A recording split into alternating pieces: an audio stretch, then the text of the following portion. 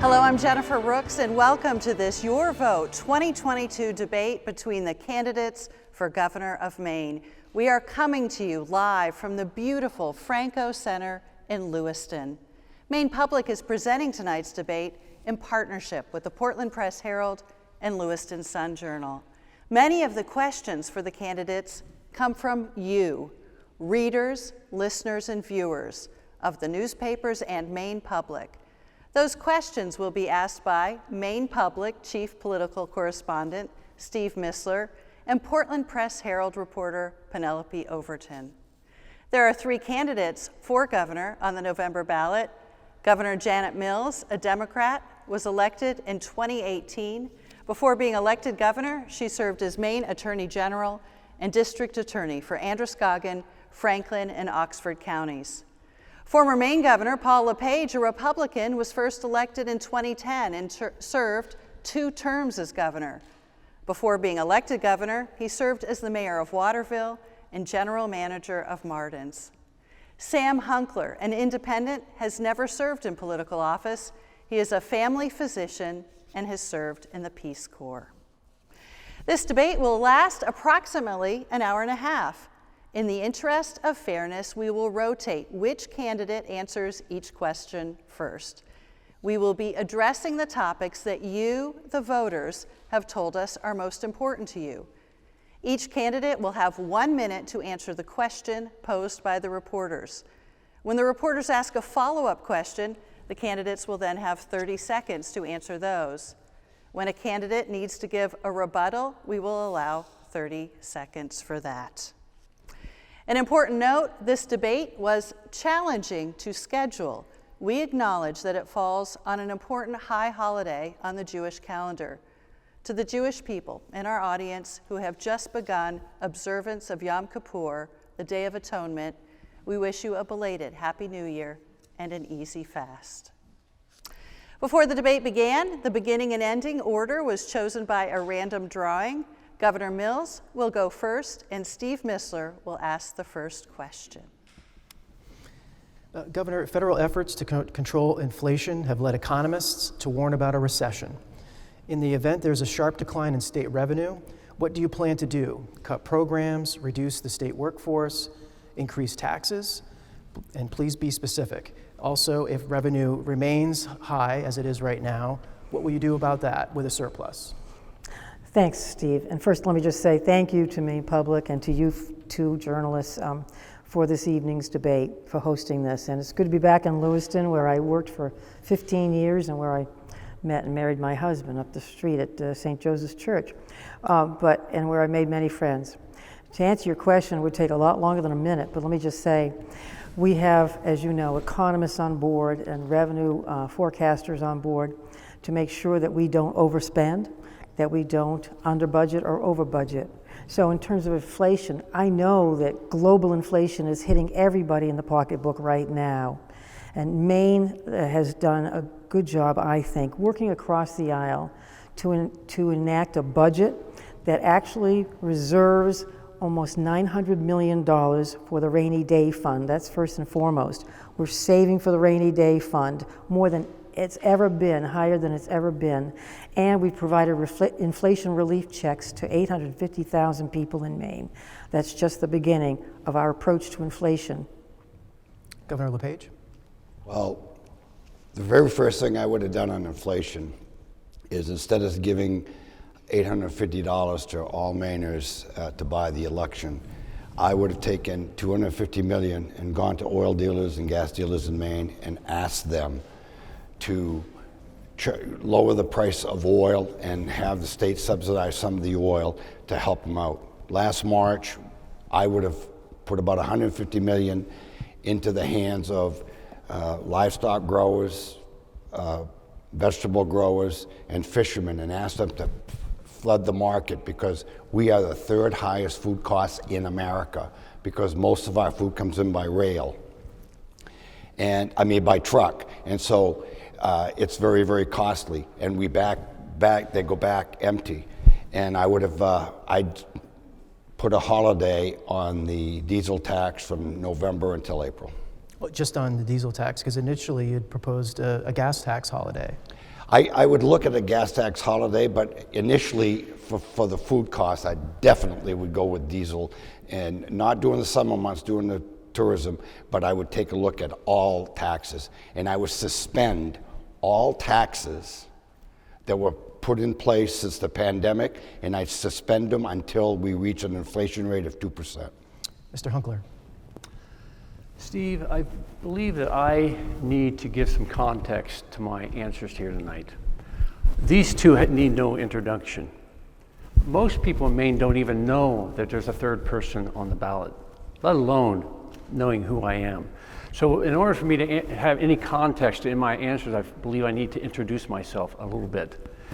I was the 8th of 9 children. I was the 7th of 8 boys. And in my family, I learned to be frugal, welcoming, and practical. I've served people for most of my adult life. Starting after college, I went to the Peace Corps in Kenya, in East Africa. And I was an English and science teacher. I met there Kelly Kinane from South Portland, and the fellow volunteer who became the mother of my children. Just so happens that today, 37 years ago, today I married her. Although we didn't only stayed married for 20 years, she is now my best friend, and she's actually here supporting me tonight. That's your minute. Steve, would you like to ask a follow-up? Yeah, I would like to. This one's directed towards Governor Mills. Sure. Your administration got behind the idea, as you mentioned earlier, providing relief checks, direct relief checks to Mainers to deal with inflation. But some economists have expressed concerns that such payments might contribute to inflation by putting more money in people's pockets at a time when demand for goods is already high. What do you say to that critique? Thanks. First of all, Mr. LePage has pointed out that we have the third highest food prices in the United States. That was so under his tenure as well. 5 years ago, we had the third highest food prices. That's why we've taken some of the federal relief money and put it towards agricultural and aquacultural processing plants to boost the sustainability of our farms and fisheries. On the $850 checks, let me tell you, this was a wildly bipartisan move. It was actually proposed by Republicans. We enhanced it to $850. If you don't think it's a good idea, talk to the people who've written me. Every day I get cards and letters. A woman from Newburgh the other day who finally can put snow tires on her car before winter. People who are paying for their prescription drug co-pays finally. People paying the grocery bill now, putting oil in their tank, putting gas in their cars. People are thankful for those checks.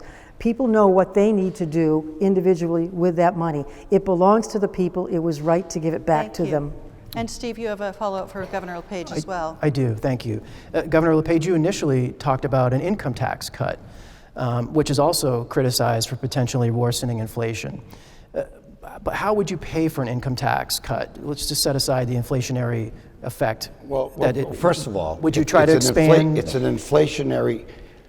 Putting more money in a heated economy is inflationary, and I don't know, the governor may have gone to law school, but she certainly didn't go to an economics school. I will tell you, yes, a tax cut can be done by savings. One of the savings. When I took over in 2011, we have 14,900 employees, 14,400 employees. I left at 11,900. Recently, it's now 13,500. So we're growing government again. We were running at 12,000 people, nobody was complaining. Actually, our phones were being answered, which they're not today. Mm-hmm. What about paying for the tax cut, sir? You pay them through the savings. I'll give you another example. We have 260,000 public school seats in our public school system with 130,000 students. Why don't we just take a look at how do we consolidate and give you an example, Millinocket, East Millinocket, 2 high schools, 51 or 50 graduates combined this year. There were Class A high schools at one time. Why don't we fix that? Another thing that we could save money on, big time, is electricity. We have gone in January 2019, we were 11th in the country. Electricity costs in Maine right now are number 4. Thank you, Governor LePage. Can I respond to some of those statements? Yes.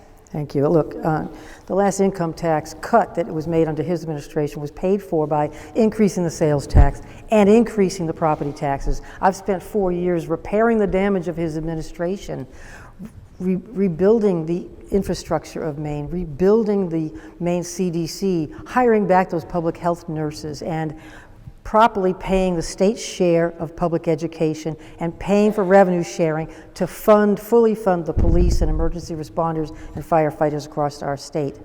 That's how we paid for the last tax cut. I will tell you, Governor, you need a Pinocchio tonight.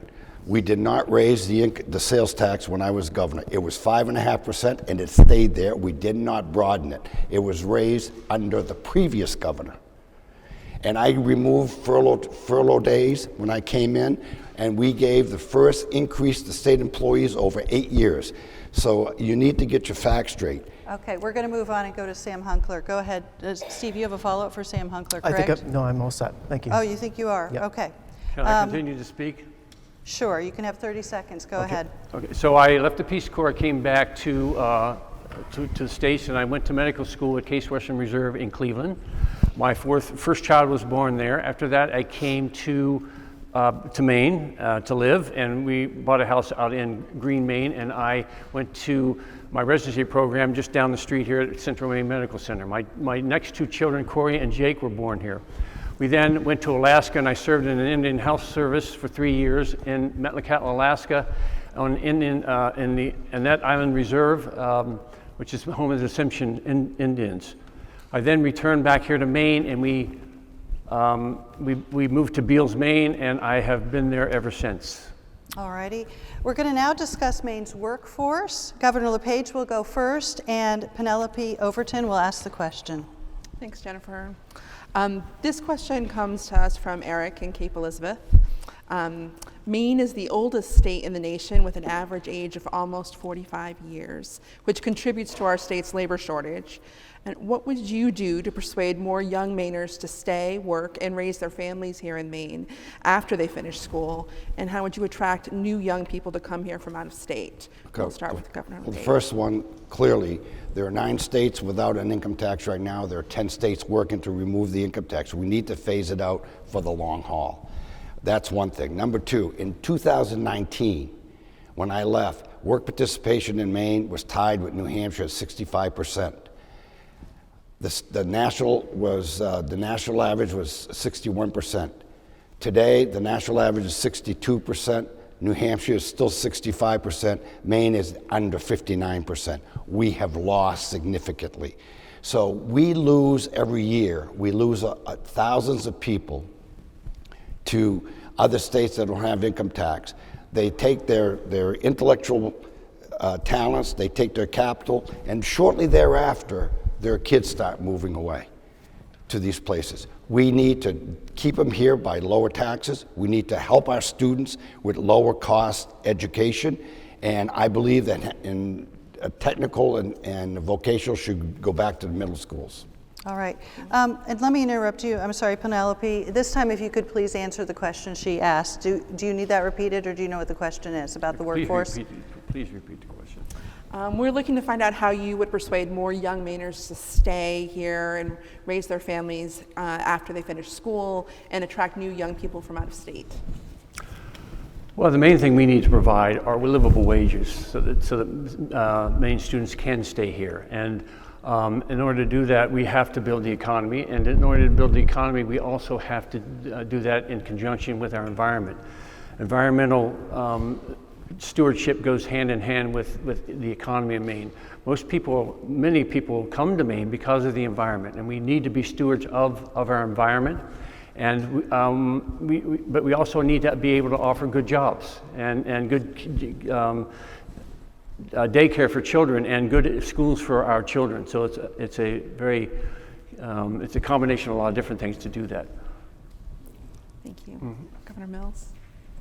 Thank you. Listen, we've done a number of things to address the workforce issue, which is a national issue. And in fact, Maine has the 7th highest in-migration rate of any state in the country right now. People are coming here. At least 16,000 people moved here in recent months in the last couple of years. And for the last 4 years, we've been working on workforce issues. Workforce is a problem I inherited. It was in all the headlines before I took over, and then some. And it's not an issue I'm going to leave to my grandchildren to solve, our grandchildren. So we're doing a number of things in partnership with Republicans, Democrats, and independents in the legislature. We're providing free college tuition to the community colleges for 2 years to recent high school grads. We expanded the Opportunity Maine tax credit. Wherever you went to school, whatever you majored in, come to Maine, live here, work here, we will forgive up to $25,000 of your student loan debt. And people are coming here. Young families are coming here. The labor participation rate is actually about 82% for the working age people 24 to 54. They are coming back. Maine suffered from early retirements like other states, more acutely because we are an older state. And Penelope, you have a follow-up question for all three as well. I do. This one comes to us from Muriel in Palermo, also starting with Governor LePage. Child care professionals are grossly underpaid. This is, again, according to Muriel. There are not enough programs in Maine, nor the workers available to staff the existing programs. How will you address these needs to help parents rejoin the workforce and ensure a stable Maine economy? Okay, kindergarten through 8th grade, I would have after-school care till 5 o'clock. I would encourage parents and grandparents who are not working in the workforce and do not want to go or can't go to join that and get paid to do after-school care. The other thing, during the pandemic, we lost significant ground with our education. So I would give stipends to teachers to tutor kids from 2 to 5 after school, so that we could get those the kids well taken care of after school and allow parents to go into the workforce. Thank you. Mr. Hunkler? One thing I would really like to see us consider is putting daycares in our elementary schools, and hiring staff to run that. We used to have Head Start, and that was a great program where one of the things we need to do is we need to be able to watch children and monitor children and see what they need at a very young age.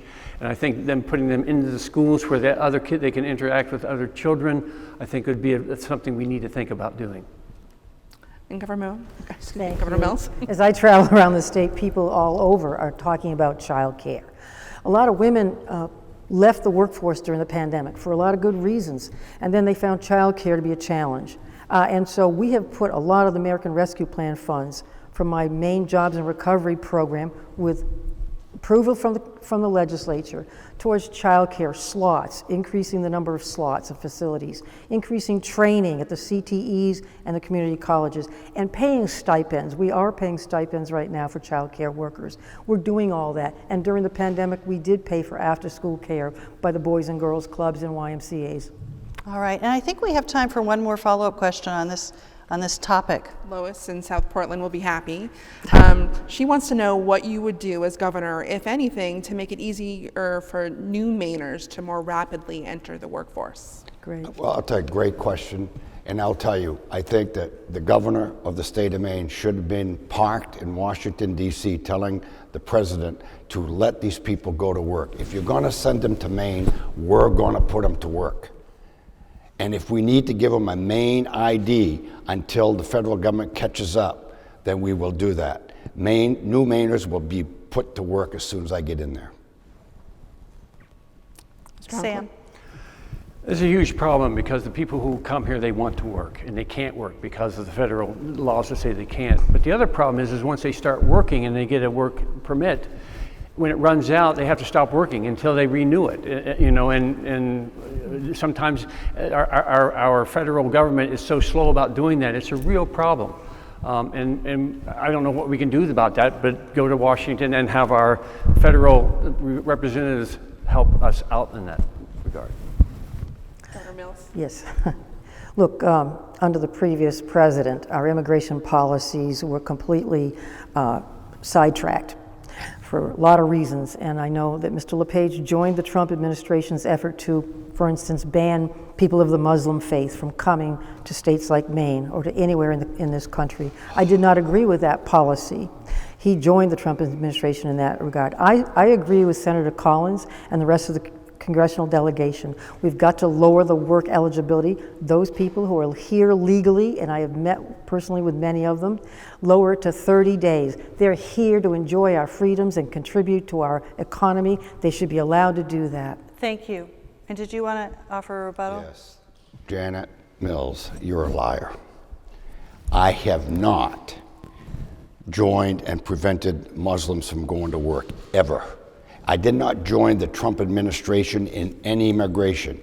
I have a son that we brought from Jamaica. It took 11 years to get him a green card. It's the immigration policy in the United States is broken, and Congress needs to fix it, but they refuse to. Mr. LePage joined the Trump Muslim travel ban. He was very clear about that as governor. I opposed him in that. We're going to turn to another economic question. This time we're going to focus on housing. Sam Hunkler will go first. It's Steve Mistler. Go ahead. This actually is a question from Joseph, not quite sure from where. Soaring rents and home prices are key issues for Maine voters. We lack tens of thousands of housing units in Maine, but few local communities want to build affordable housing in their borders. What role should the state play, if any, in addressing the housing shortage? Should it be investing more money in public housing, for example? I think one of the biggest problems is that the housing is being taken up by people who come from out of state and buy summer homes, which jacks up the price.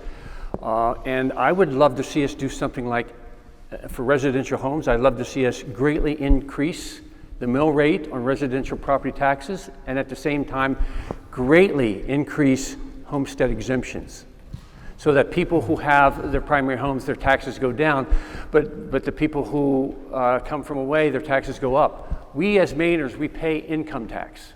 The people that come in the summer, they don't. So we actually support those people, those summer people, by us paying our income tax, which they don't pay. So the one way to make up for that is for the people who come to pay more tax in their residential properties. Governor Mills. Thank you. Well, he's right. We should extend the homestead exemption, and we have. In fact, this legislature and I enacted measures to extend the homestead exemption to $25,000 and increase the property tax fairness credit so that people can stay in their homes. One of the first things I did coming right out of the box as governor was to issue the $15 million in senior housing bonds that had already been passed by the people and which had sat on the previous governor's desk for more than 2 years. I issued those bonds because seniors need housing. And then this year, we enacted one of the most generous packages of housing reform ever in the history of Maine. With the help of the legislature, we reenacted the historic tax credit, affordable tax credit. We put $50 million of that federal money towards housing, $20 million of it towards rural rental housing, and we're still moving forward on a lot of emergency housing measures and helping people find housing. Governor LePage. Yeah, there's no question that we need housing in the state of Maine, and the governor is absolutely correct. There was some housing bonds that I did not issue because they were giving the money to developers, they'd build housing, and then they'd go to market rates not affordable. And so we weren't helping the affordability, and that's the problem. We do not have affordable housing. What we need to do is take a look at our older buildings and schools and convert them to affordable housing, and then consolidate our schools to lower the property tax section amongst the property taxes, that the school portion, we lower that, we have affordable housing, and we get these older buildings more productive. And it's not just, I mentioned Millinocket, East Millinocket, but I could name you dozens of schools that could be converted into affordable housing, and we did it in Waterville, and it could be done all over the state. May I? Sure. You know, that's exactly what we did with the historic rehabilitation tax credit. Take old buildings, and that's what we're doing continuously. We reenacted that tax credit, which is similar to a federal tax credit. And people, yes, they are developers who are developing these housing units. And I've had the pleasure of meeting with dozens of senior citizens who are living in those units created by that $15 million bond issue passed by the voters and signed, issued by me, and they are very comfortable in their affordable housing units. Governor LePage. Then why is the budget this year going to hit $259 million in rent assistance? I'm talking about the senior housing bond that you did not issue. I'm Okay. talking about housing. We're going to move on, and I believe, Steve, you have a follow-up for each candidate. I do, and it's in the same order. So, Mr. Hunkler, you'll start, and this is a question for all three of you. The number of people who are homeless in Maine has skyrocketed. The 2022 point-in-time survey counted more than 4,400 people experiencing homelessness in Maine. That's double the number in 2021. How much of a priority is this for you, and what do you plan to do about it? That's a good question. I think it has to be a multiple fork approach. One of the problems is that a lot of the homeless obviously don't have jobs, they don't have any place to go, so we have to open up something to help them out. We can open up old schools or old buildings, but we have to help them. We have to get them off the street. And we also have a lot of mental health in those people, and we have to treat that as well. So there needs to be a multi-pronged approach to solving that problem. It's huge. Governor Mills. Thank you. That's why I appointed Greg Payne last year as my senior housing advisor. He's an expert in the area of housing. He was a developer with Avesta for many years, and this is why he's in contact with every town and city across the state to look at the homelessness situation. There are many reasons people are without housing, and that's also why the legislature enacted, and I signed into law, a budget that includes $23 million for emergency housing and $750,000 for wraparound services, because Sam is right. There are a lot of mental health needs out there that aren't being addressed. Governor Yeah, LePage. homelessness is a result of drugs. A major part of the homelessness problem has to do with drugs. It has to do with mental illness, and I absolutely agree. And in fact, we proposed a facility in Wyndham that would have put 100 beds for detoxing people, 100 beds for dealing with mental illness, get them stabilized, get them back in the workforce, and work with them for housing. This governor got rid of that, and we built dining rooms, gyms, and libraries. We have lost, this year, we're going to double the amount of people dying from opioids. And we have a governor that is providing crack pipes and providing. That's time. Governor Mills, would you like to rebut that? You know, I'll let the press fact check everything he says. I'm happy to have the press do that because there's so many misstatements coming out of his mouth. I'll say this, that on the opioid issue, and we can talk about that separately if you wish, but It will be coming up separately. you We're know, talking about homelessness, yeah. and there was no plan on my desk, left on my desk, to create 100 units to incarcerate people with mental illness. No such plan. But we have responded to the drug issue by using medication-assisted treatment in the prison. We'll move on then. Thank you. The next topic is reproductive rights. And Governor Mills, you'll go first. Penelope Overton will ask the question. Maine law says that abortion is legal if performed before a fetus is capable of surviving outside of the womb. And after viability, only abortions necessary to preserve the life or health of the mother are permitted. And a lot of our readers wanted to know more about your positions on this issue. We'll start with Governor Mills, and the questions that they had for you were, would you support removing the current viability restriction in Maine's law? No, I support the current Maine law. It reflects Roe v. Wade, which tragically the U.S. Supreme Court has chosen to overturn. I believe a woman's right to choose is just that. It's a woman's right, not a politician's, and most certainly not Mr. LePage's or anybody sitting in public office. As long as I am governor, the right to reproductive health care will never be considered dispensable. My veto pen will stand in the way of any effort to undermine, roll back, or outright eliminate the right to safe and legal abortion in Maine. I have never wavered in that position, never equivocated, never flip-flopped. I'm going to follow up just on that. After 28 weeks, though, that would mean that would remain illegal in Maine. The current law, I have no plans to change the current law. Thank you. I'm going to ask the, I served 8 years as the governor of Maine, Never once did I attempt ever to do, even talk about the abortion bill, because I believe in the bill that's in place right now is a good bill. Governor Mills has been spending millions of dollars telling Maine people that I will change the law. I believe in protecting the mother's life for rape, for rape and incest. I also believe in the viability. I, along with Dr. Shaw and Governor Mills, have never served as in the medicine in healthcare, and therefore I don't know where viability is. I would leave that up to doctors to decide. But the law, the way it stands, has been there since 1993. I have never, ever attempted to change it.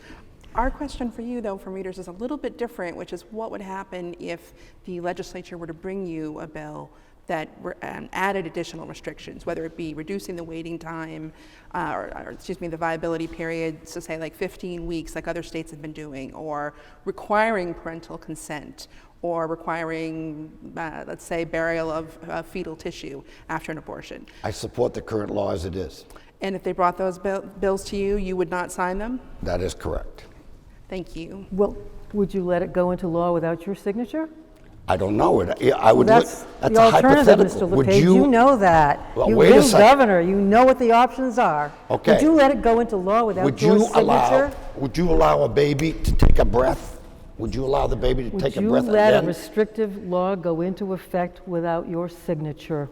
Would you block a restriction on abortion? Would I block? I would. This is what I would do. The law that's in place right now, I have the same exact place you have, and I would honor the law as it is. You're talking about hypothetical. If you're saying No, we're going to not. take the restriction away, making it illegal for the viability, no, I would not sign that.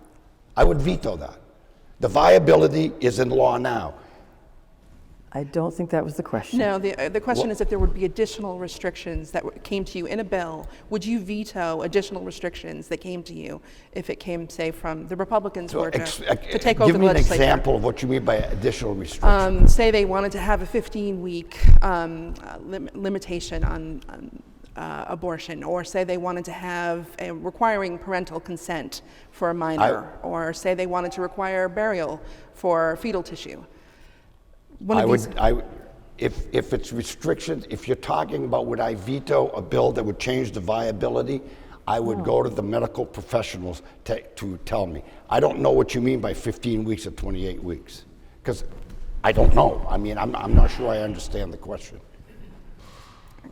Right. I understand the question. I would not let such law become effective. My veto pen will stand in the way of any restrictions on the right to All abortion. right. Sam Hunkler. When you say restriction, I'm trying to What she just understand. So Governor LePage, if the legislature came to you and said we want to change Maine's law, and instead of viability, which currently stands at 28 weeks, now Maine's law is going to say no abortions after 15 weeks, would you veto that? Yes. Sam Hunkler, do you have a specific question for him? Thank you. We just wanted to know if you would make any changes to the law as it stands now. Well, abortion is an unfortunate issue in our society, and it'd be nice if we had a society where it was obsolete, we didn't need it, but we're far away from that. And the only thing we do by making abortion illegal is that we put women's lives at risk. And so I'm not willing to do that. And I would support and defend the current constitutional statute as it is. If the legislature brought something to me and there were 2/3 of the people in the legislature, or if you could find 2/3 of the women in the state who wanted something different, I would sign it. Penelope, do you have a follow-up for the candidates May I follow up? on the issue of reproductive rights? Yes, we do. We're going to move on to Maine Care May I just funding. follow up one point? There's only one person on this stage who responded to the Right to Life questionnaire. And the question was, will you restrict abortion? And he answered yes. Only one of us did that, and that was Mr. LePage. The restriction is already there. I'm honoring the restriction I'm talking about is the law as it stands. The restriction of viability. The viability is there. The restriction is rape, incest, and the health of the mother. Absolutely. Okay, we're going to move on to the follow-up question. It has to do with Maine Care. Right, this is about whether or not you would, Maine requires major medical insurers, including Maine Care, to cover abortion. Should this funding continue as is, and if not, why? And we are starting with Governor Mills. Yes, it's really important that women have access to affordable reproductive health care no matter where they live, no matter what their zip code. And private and public insurance is required under the current law. I would certainly fight to keep that current law in effect. I do not support late-term abortions. I do not support taxpayer-funded abortions. That's my position. Thanks. Mr. Hunkler. That is a tough one. Evidently, yes. And right now we do allow for that, and I think it certainly should continue in terms of when there is a risk to the mother, absolutely. And because this is such a divisive issue, I don't know if I would continue to support all abortion through Maine Care. All right, our next topic Can I is just clarify? threats. When we talk about Maine Care, this is state funding, not the federal funding. Correct. Our next topic is threats to democracy, and you will be interested to learn that this is the question or the topic that the Portland Press Herald received more questions about than any other topic. Governor LePage will go first, and Steve Mistler will ask the questions. The attack on the U.S. Capitol last year was spurred by false claims that President Joe Biden's win was not legitimate and that there was widespread fraud that affected the outcome. I'd like to start by asking whether you believe President Biden legitimately won the election, and if not, what evidence do you have to support your position? I believe that President Biden won the election. I'm just not sure who's running the country. What do you mean by that? He's obviously not capable of running the country, and I don't know who's waving the strings. Mr. Hunkler? President Biden won the election. Are you sure? Yes. Okay. Governor Mills? Yes, President Biden won the popular vote by millions of votes and the Electoral College vote as well, despite the attempt to disrupt the peaceful transfer of power by Mr. Trump's allies. Steve, a follow-up? I do, and this is for Governor LePage, and it's from Andrew in Georgetown. He had this question for you. You have made unsubstantiated claims about voter fraud over the years, including recently suggesting, without evidence, that large cities like Portland, Lewiston, and Bangor are at higher risk of voter fraud. Do you still stand by your position, and if so, what? Can you explain it? It's very easily explained. We have 163,000 people that has been given to us by the Secretary of State, who, when you cross-reference an ID or a license, they don't have them. So that's a concern. That is a concern, period. And the context that I made that comment was in small towns like Edgecombe, for instance. The town clerk knows everybody. It's much, much harder to defraud the election, the ballots, than it is in the larger cities. That's really the context in which I meant it. Now, and let me go on with that. I don't understand why it's such an issue to give an ID, a voter ID. Just give everybody a voter ID at the expense of the state, and the problem's solved. Okay. Steve, the other candidates, questions for them? Yeah, this is actually for all three candidates, if you will.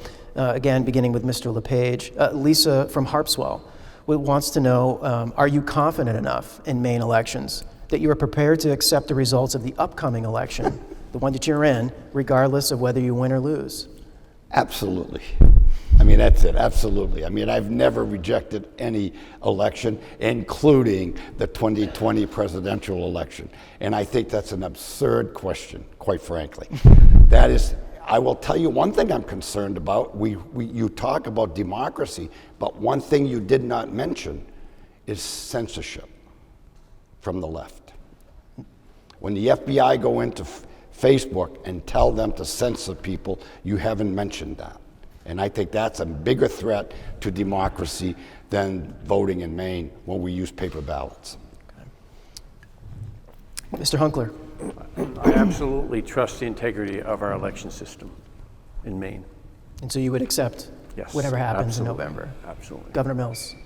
Absolutely. We have a really good system, and we preserved it even during the pandemic. We had about an 80% turnout in one of the most controversial presidential election years in recent history, with about 60% of the people voting absentee or early, casting an early ballot, and they did so safely. I don't understand the objections that Mr. LePage has made before about small towns versus cities.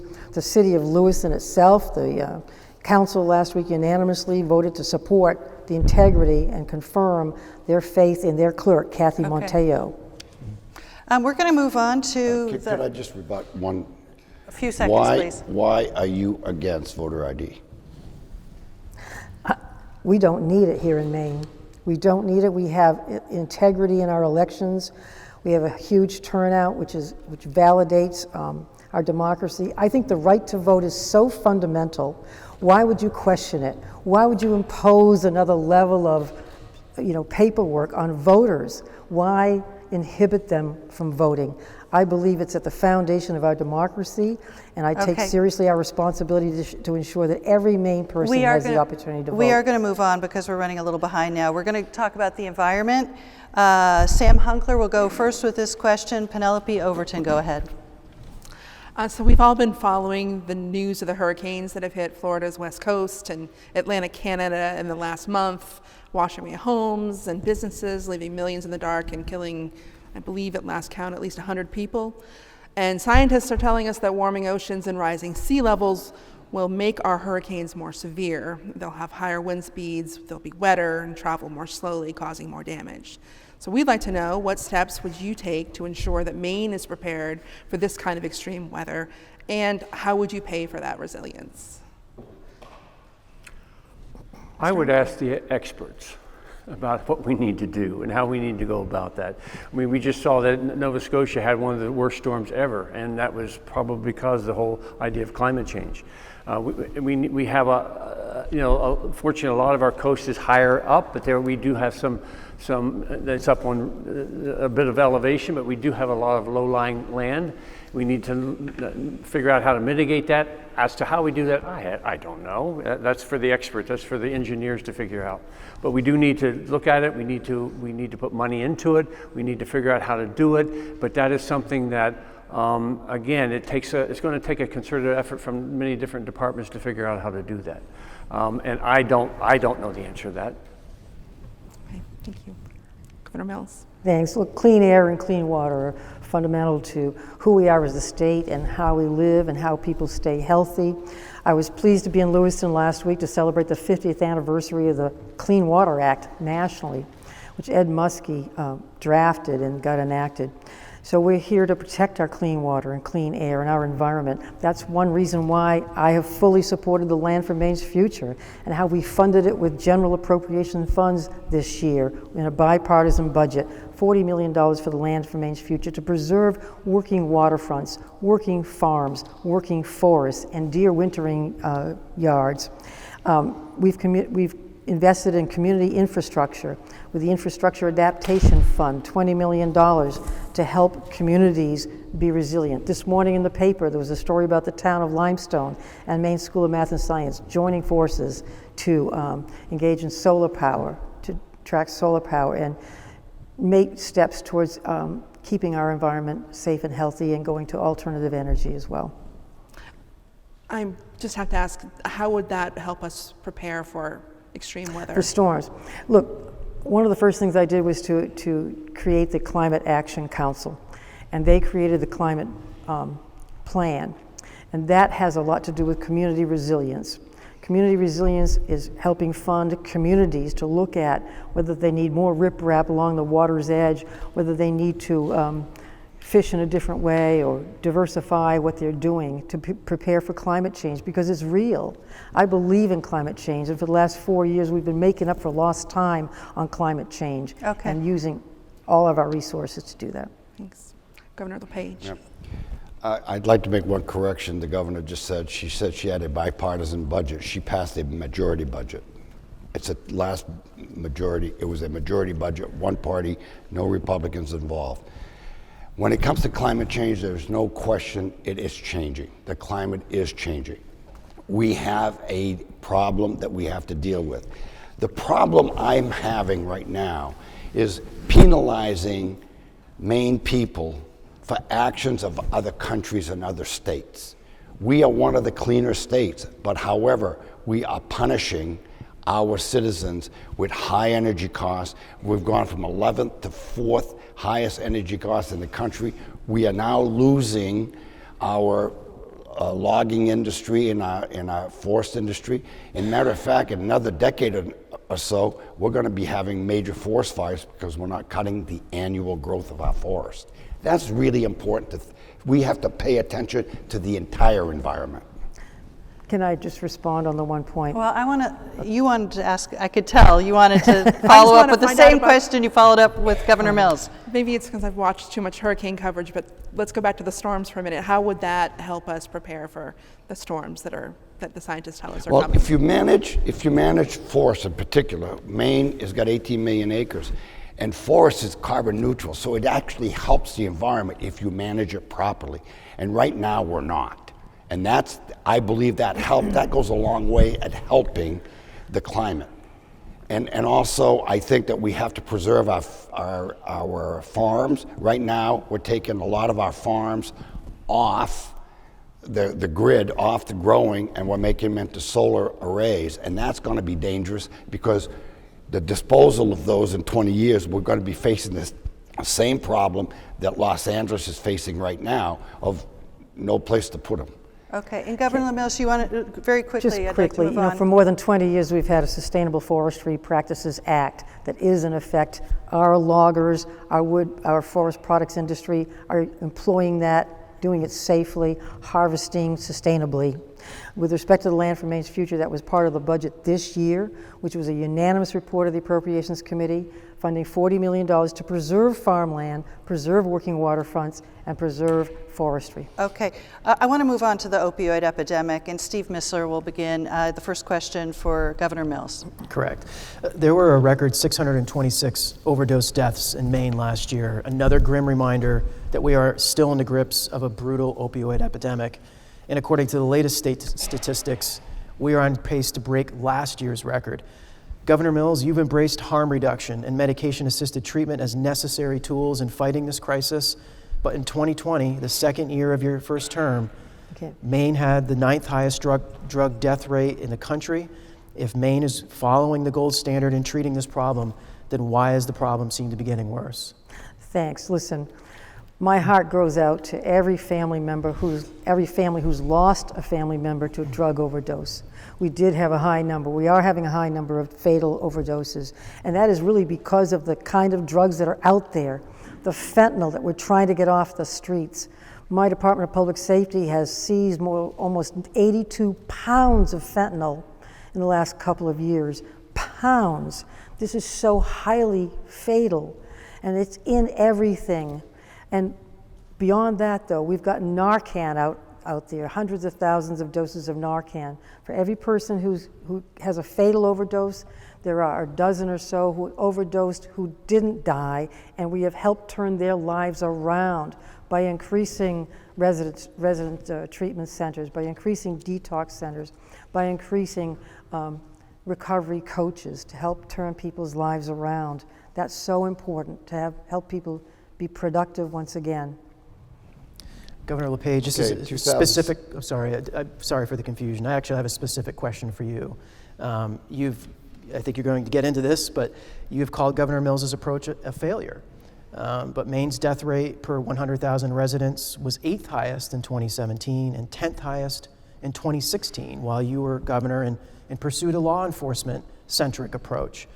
Do you still think that's the solution? I think it's all of the above. And in 2016, I signed LD 1447, $150 million bond that was going to put a forensic unit in Bangor and remove some of the forensic patients at Riverview to allow for more mental health.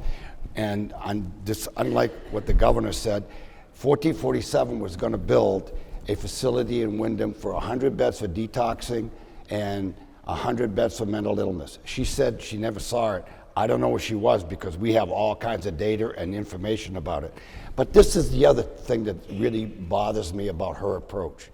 She is now giving crack pipes through a federal program, and then she also allowed a bill that allows 2,000 lethal doses of drugs no longer be in charge of fentanyl, by the way, of fentanyl, which she just said is the most deadly, to be no longer trafficking. It's only personal possession.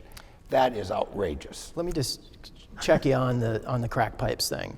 That's part of a federal program, and that federal program does not specifically fund crack pipes. It's a safe drug kit program, but neither pipes are included in those kits.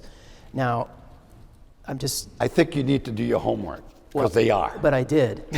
We have some of the crack pipes. We have some reporters who have gotten some of the kits. Right, and in that report that you referenced a week ago in Portland, the reporter acknowledges that those pipes that he got from a couple of facilities, one in facility in Lewiston and one in Sanford, in that story, they acknowledge, those facilities acknowledge that those are not part of that federal program. But let me just follow up on Narcan, because you had something to say about that too. You have repeatedly criticized expanding access of the overdose reversal drug Narcan, because you see it as, quote, a method of sustaining life and extending life, end quote, and not a way to, quote, fix the problem. The sole purpose of Narcan is to save somebody's life. Until the next overdose. Right, and I guess I'm trying to figure out. Until the next overdose. Understood. And my but can you point explain how that doesn't work with your plan? Because it does work with the plan if we had the detox center. It would work perfectly.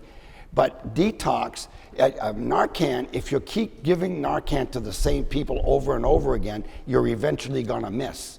And my point is, if you get into a detox center and you work with them, my whole program was simply to get them into detox. Once they detox, then you get them back into society, into in a workplace. And if they stay sober for a year, you expunge their record, because that's the most critical. That's when, if you expunge the record, you give them a second chance at life. And the problem with Narcan now, and the problem with drug addiction right now, is many of these people never get off the drug because they don't have that second chance. They can't get a good career job, and they're always on the lower end of the spectrum, and that's what ends up killing them. We're going to give Sam Hunkler a chance to answer a follow-up question about the opioid epidemic, and you have a specific question for him. I just have a brief question about Narcan. What do you believe? Should it be as available as it is right now? Do you have other alternative ideas about how we should be approaching the opioid epidemic? Well, first of all, we treat addiction with addiction. We give people methadone and buprenorphine, which are very addictive substances. So we keep people addicted to drugs through pharmaceuticals. The problem is then those people become dependent on the system to go and get these drugs. And as far as I can see, there's no real emphasis to get them off. And the only way you're going to get them off is that they have to go through recovery. They have to start dealing with the underlying problems that are causing the addiction in the first place. I've treated a lot of addicts in my life, and as a physician, and what I see happening, it's not going to change unless we change the way we treat. I would turn one of our prisons into a rehabilitation center, a detox and rehabilitation center. If not one prison, two, because if you think about it, half the people incarcerated are there for drug-related problems. And so we need a way to get these people off the streets. We need to stabilize their lives. We need to help get them back in the community while they're in rehabilitation, and we need to help them change their lives. And the pharmaceutical drugs are not doing that, and there's no incentive to get them off them because the people stay in the system. And it just fosters dependency. Okay, we're going to move on. We have a Can I just respond to one thing, though? if you can do it in 5 or 10 You know, seconds. Last Saturday morning, we made the national news about what's happening in our prisons, our state prisons, with the counseling and the medication-assisted treatment that is going on for more than 2,000 people who've been through the prison system and are in the prison system now. I'm proud of Randy Liberty and our Department of Corrections for addressing addiction and substance use disorder in a progressive manner. Our next topic is tribal relations. Can you go quickly, Sam Hunkler? Yes. No, go ahead. Okay. Our next topic is tribal relations. Governor LePage will go first, and Penelope Overton from the Press Herald will ask that question. Thanks. Maine's Wabanaki nations want to revisit the Maine Indian Land Claims Settlement Act, a 1980 law in which the tribes waived their claims to 2/3 of the state in exchange for $81 million. At issue are provisions stipulating that federal Indian laws, past and future, do not apply to Maine's tribes if the state feels they undermine its powers, and that the tribes are, in effect, municipalities subject to state laws rather than sovereign nations operating under federal jurisdiction, as is the case for the other 570 federally recognized tribes in the United States. So my first question is just to make sure I've got this right. I'm sorry, to Governor right? LePage. Okay, we have a specific question for each one of the candidates. I wanted to make sure I had the order right. You have criticized the attempts to change the 1980 agreement, which you said was, quote, a done deal. And in August, you said the Settlement Act was negotiated fairly and that the tribes only want to reopen the terms of the deal now because they want more money. Are you open to renegotiating any aspects of the 1980 agreement, and if not, why? I am absolutely willing to sit down with the tribes and to discuss what their needs are and where they want to go. But I don't know of any specifics. I don't know the specifics because I have not been involved in the government in the last 4 years. At the time that we were there were 2 or 3 things they wanted, and we were working on them. I mean, they wanted a bottling plant, they wanted maple syrup program. I was all open to work with that. And I don't know what happened to it because my time ran out, and now that I understand that there's some talks about it, I'm willing to sit down and talk about it and negotiate. Yes. Okay. You have a specific question for Sam Hunkler as well. Yes, I do. Thanks. Washington County, where you live, is home to the Passamaquoddy tribe. Based on your experience and what you see in your county, are there specific changes to the 1980 agreement that you would support? I don't really know the 1980 agreement that well, so I can't specifically speak to that, but I do support sovereignty for the Wabanakis, all the tribes in Maine, and I would do whatever I need to do to make that happen. Thank you. And you have a specific question for Governor Mills as well. I do, thanks. You successfully opposed the tribal sovereignty bill passed by the state legislature this year because you said it would create more uncertainty and legal challenges. And this is also an area where you were a bit out of touch, or out of step, pardon me, with your party in some areas. That happens. It does. Governor, why should Maine's Wabanaki not have the same powers and benefits as tribal nations in other parts of the country? Oh, thanks. Listen, I am committed to healing the divisions of the past and to forging new tribal-state relationships based on mutual trust and respect. I think the Wabanaki people and the Maine people all breathe the same air, we drink the same water, we share the same lands. We've had disagreements over policy. This is one bill that I've had disagreements over in its current form. I filed testimony about it. That testimony hasn't been responded to. And the issue is what happens to the Forest Practices Act? What happens to the environmental laws? What happens to the fish and wildlife laws if the tribes acquire additional lands that are exempted from state laws and regulations? And so we're talking about those things. And we also talked about this year things we have in common. And we created a bill that addresses gambling, addresses collaboration, addresses some income tax issues relating to the tribes. We've made great progress with the tribes on sustenance fishing waters, some of the highest water quality standards in the nation, and addressing the Pleasant Point water quality issues, among many other things. Thank you. We are going to take a quick break. When we return, we will ask about education and hopefully other issues as well. And of course, each candidate will present a closing statement. Local support for Your Vote 2022 is provided by members like you and by MEMIC, a workers' compensation insurance company celebrating more than 25 years of serving Maine employers and their employees, dedicated to a balanced workers' compensation system that reduces injuries and keeps costs down. MEMIC.com. AARP Maine, working on behalf of Mainers 50 plus and their families. Learn more online at aarp.org/Maine and follow AARP Maine on Instagram and Facebook. The law offices of Joe Bornstein, a statewide firm proudly representing over 25,000 injured and disabled Mainers from all 16 counties since 1974. Learn more at joebornstein.com. Election Day is November 8th, and Maine Public's Your Vote 2022 online resource offers interviews with the candidates vying for governor and for Maine's 2 U.S. congressional district seats. You can also find the latest news and analysis in our weekly roundup, Maine's Political Pulse, and watch our televised debates on demand. Go to mainepublic.org/yourvote.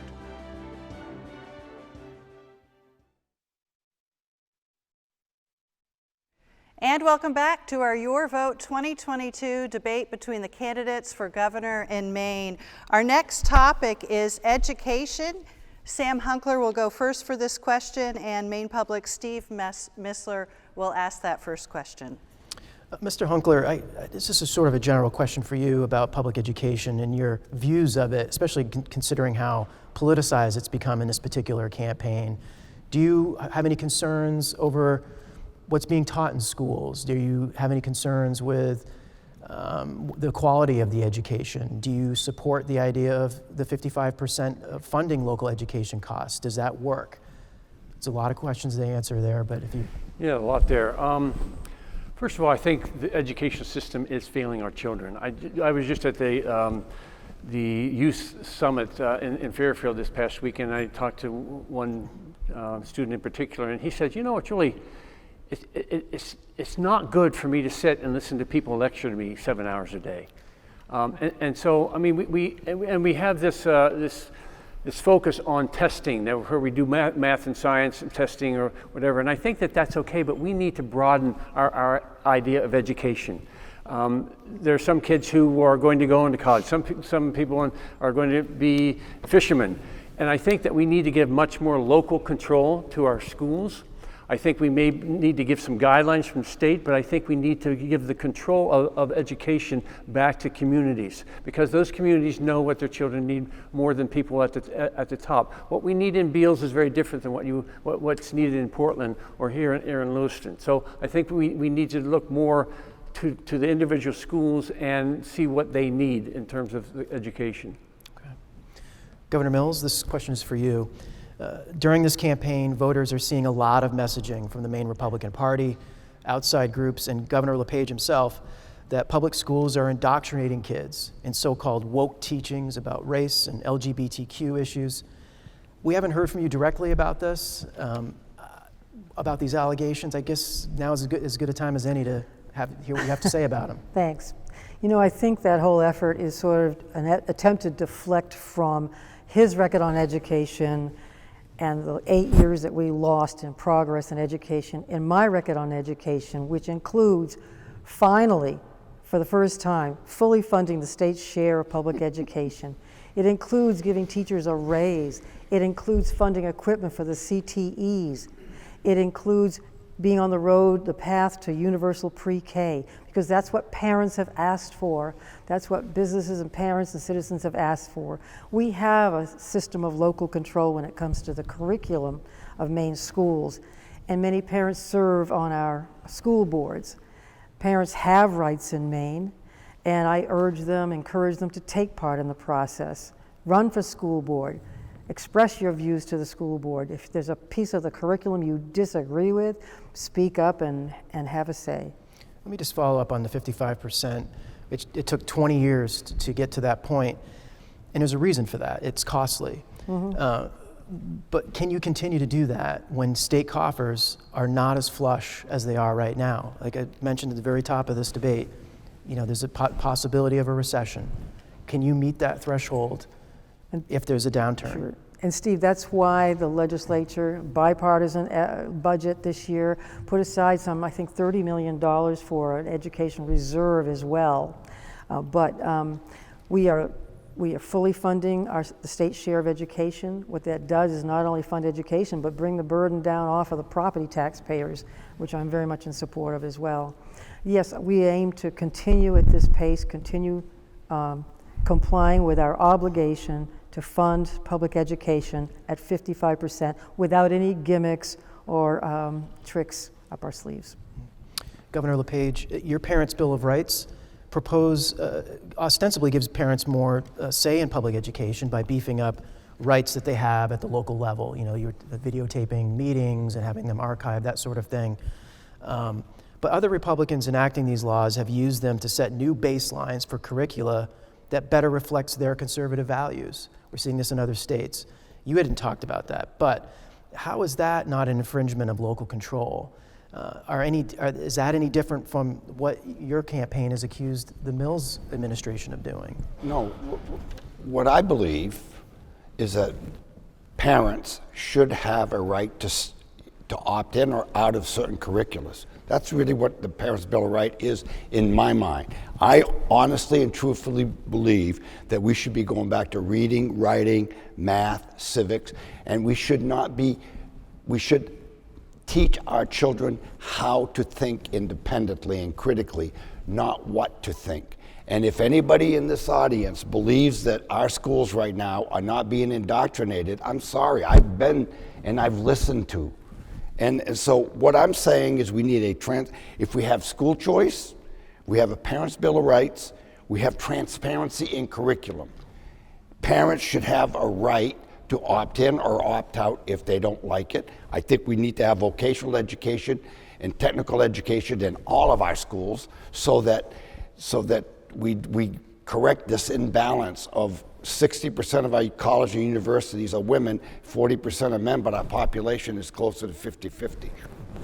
Quick follow, if I might, is related also to your Parents' Bill of Rights. One of its main components is this voucher program, expanding Maine's voucher program to all students so that they can attend schools outside of the districts in which they reside. There are critics of this policy, and they contend that this drains resources for public education and benefits mostly parents who can afford the difference between the subsidy that they receive, I think under your plan it's a state subsidy, and the actual cost of tuition to, say, a private school. What do you say to that? I say that the money should follow the kids and the students. And I also will be critical of the 55%. Who establishes the 55%? Voters. Who establishes on a year-to-year budget? Who establishes the 55%? The state has no say in it. It's established by superintendents. And so the bricks and mortar, and in the state of Maine, if you take a look at administering our schools, we're very high in administration, and we're very high in bricks and mortar, and we're very low in how much money gets into the classroom. I want to get more money into the classroom. All right, well, speaking of bricks and mortar, the next education question will be asked by Penelope Overton, and Janet Mills will be the first person to answer that question. Well, first comes free meals, then comes bricks and mortar. So the question is, during the COVID-19 pandemic, the federal government began offering free breakfast and lunch to all students, regardless of their family income. And last year, Maine became one of the first states to announce it would pay to continue that program, even when the federal pandemic waivers end. Right. As governor, will you continue to fund this program? We do, we will, we have. And that was part of a bipartisan budget that was passed this April to include universal free food in the Maine schools. Great. Governor LePage. Well, I got to make another correction here. The latest budget that was passed was a majority budget, the first time since 2005. It was a majority budget, and it was not bipartisan. So with that, I do believe in kids in school being fed properly. I absolutely agree with that. And I think that that's one of the foundations of going to school, is making sure you don't go to school hungry and come home hungry. So I'm all in for feeding our children.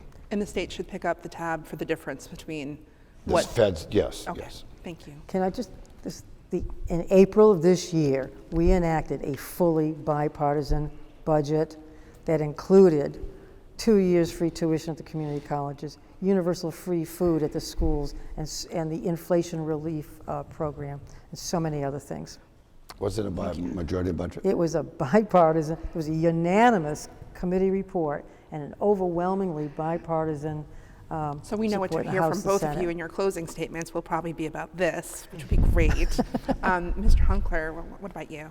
Yes, I'd like to see that funding continue and to continue to feed children in schools, but I would also like to add that we try to feed them with Maine produce, Maine our farms. I would love to see us use that and really make good food, good nutritious food, but fund as much as we can by our own farms.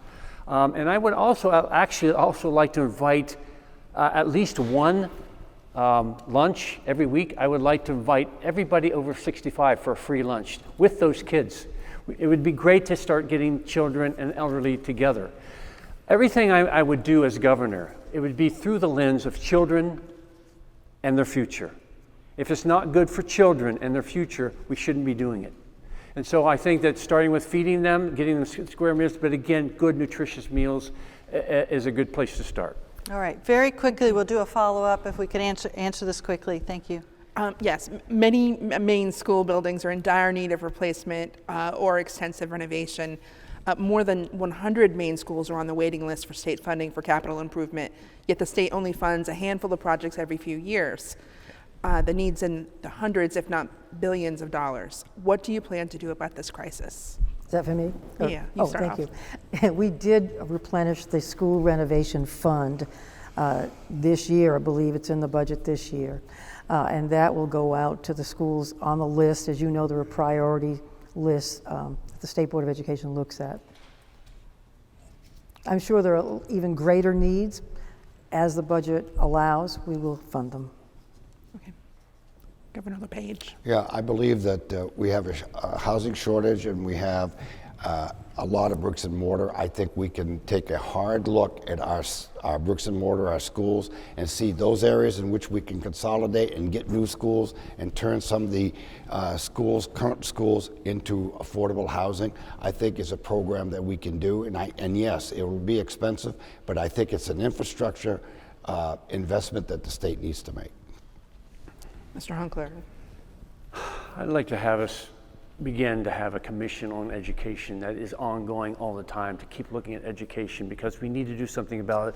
And nobody has the answers, but we need to bring people together to do that. In terms of the brick and mortar, we need to get more vocational schools and kids interested in vocational schools, and that needs to start when they're in junior high at a much younger age. And I'd like to see us get kids much more out in the community to work with people and elders out, workers out in the community. So I think we need to rethink how we do education, not just the brick and mortar part of that. Yes, we need to do that, but I think that needs to be part of a much bigger vision of how we're going to educate our children. All right, and our final question of this debate will be that voters want to know about your leadership style. And Paul LePage will answer this question first, and Steve Mistler will ask it. Governor LePage, before launching your bid for another term last year, you often embraced your relationship with President Trump and described your governing style as sort of a prototype for his as president. That conduct has been described as divisive and chaotic and counterproductive to governing. Why should Maine voters believe it'll be any different if you secure another third non-consecutive term? Well, I'll tell you, it's very simple. I think, to be very honest with you and to be honest with the media, I think you've been a little bit unfair in how you've treated me over the last 8 years. But that aside, life is a journey, and you learn. Every day you grow and you learn. And you have to muddle your way through life. It's a pilgrimage of life. And along the way you learn. And I have learned an awful lot. My style is a far more laid back than you realize. If you talk to my commissioners and people that worked for me as governor, I'm talking about how I manage the state. It's far different than you could ever imagine. Now, was I combative with the media? Yeah. I give what I get. Sorry, I For lost my Sam place. Hunkler? Oh, yeah, sorry. It's been a long debate. Your campaign has been anchored in the idea that all one person has to do to solve problems is bring people together. And I guess I'm wondering how that's different than what happens now in the legislative process. Do you believe leaders can lead without holding policy views of their own? Well, I can tell you what I believe, and I can give you my opinion, I can give you my policy ideas, but I'm one of 1.3 million people. And so I would really like to bring people together. I've been out on the streets for the past year, and I hear all kinds of ideas that I never would have come up with on my own. And so I know that none of us have the answers to everything, and we do need to have input from people. I would like to have instead of having a commissioner, I would like to have a commission running a department, so that you can have more ideas come in. I would like to be leading that and orchestrating that. I would like to have a council of advisors around me all the time. Because I don't have, again, I have ideas, but I also know that we all have ideas. And whenever if I were to go to, let's say, appoint a commissioner of agriculture, I would go to the farmers. And I would say, get 50 of you and give me 5 names, and let's rank choice them and see who comes out as the top. I don't have any political parties. I will have no political appointments. Okay. Governor Mills, a significant part of your re-election message is your willingness to collaborate with those who might disagree with you.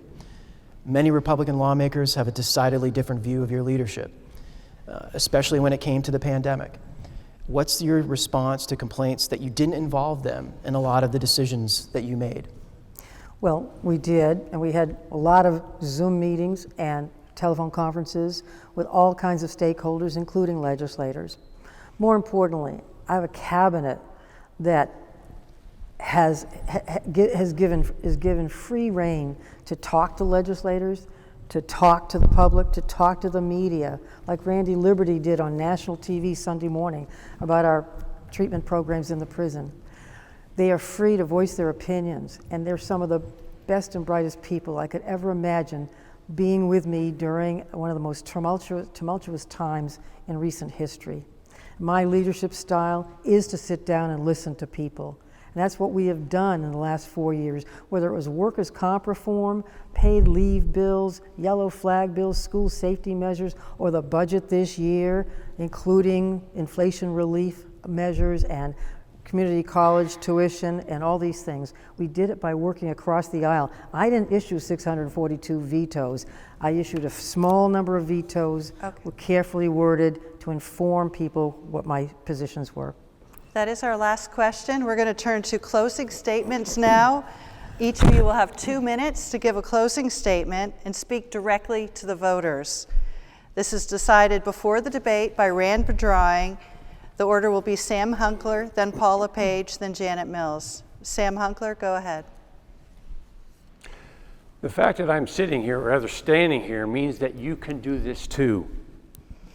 I stand here not because of fame or money or a political party or any other reason other than I was able to go out and get 4,000 signatures from the people of Maine from 363 towns in all counties. I stand here because I spent the last year on the streets talking to people, and I spent 30 years as a family doctor speaking to them, and as a community member and a citizen of this state. I will bring your voices with me to the governorship. We now have a government of political parties, by politicians, for special interest. And those special interests are corrupting our whole political system with the influence of money. Most of us want something different, but we don't really know what that looks like.